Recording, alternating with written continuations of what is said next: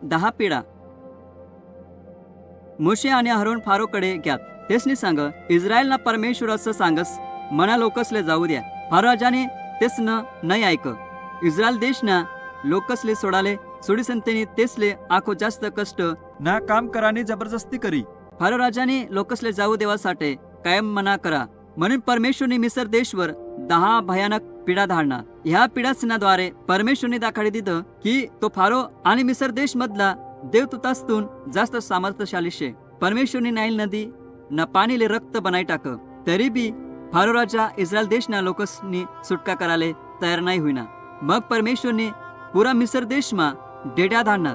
Pharaoh राजाने मोशेले डेड्या दूर कराले विनंती करे. पण सर्व डेड्या मरानंतर फारो राजाना मन आखो कठोर होई क्या व त्यांनी इस्रायल देशना लोकसले मिसर देश सोडाने परवानगी नाही दिली. मग परमेश्वरने बारीक बारीक किडासनी पिढा धाडी.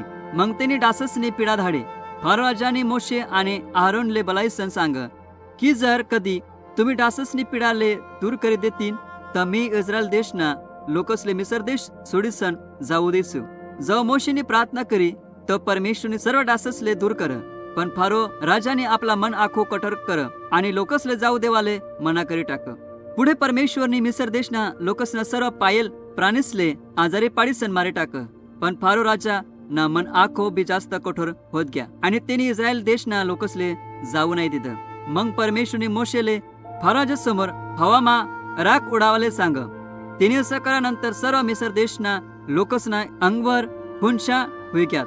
पण इस्रायल देशना लोकसवर त्याने काहीच परिणाम नाही होईना. परमेश्वरने फारो राजाना मनले आखो जास्त कठोर कर व फारो आतेपी इस्रायल देशना लोकसले सोडाले तयार नाही होता. त्यानंतर परमेश्वरने मिसर देशवर गाराना पाणी पाडीसन बराच पीकना नुकसान करा व बाहेर जाईल प्रत्येक व्यक्तीले मारी टाक. फारो राजाने मोशे आणि अहरोनले बलायसन सांग, मनी मोठा पाप करेल शे, तुम्ही जाऊ शकतस. मग मोशेनी प्रार्थना करी आणि गाराना पाणी थांबी घ्या.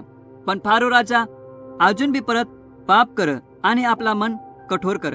मग परमेश्वरने मिसर देशवर नाक तोडासना पिढा धाडी. ह्या नाक तोडासने गारपीटना पाणी कन वाची जाईल सर्व पिकले खाई टाक.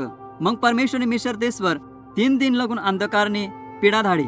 इतलं अंधार होतं की मिसर देशना लोक घरना बाहेरच निघू नाही शकत होतात. पण जट इस्रायल देशना लोक राहत होता तट उजाया होता.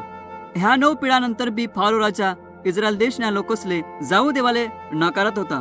फारो राजा न ऐकामुळे परमेश्वरने आखो एक आखरी पिढा धाडी. ह्या पिढ्याकन फारो राजाना मन बदललं.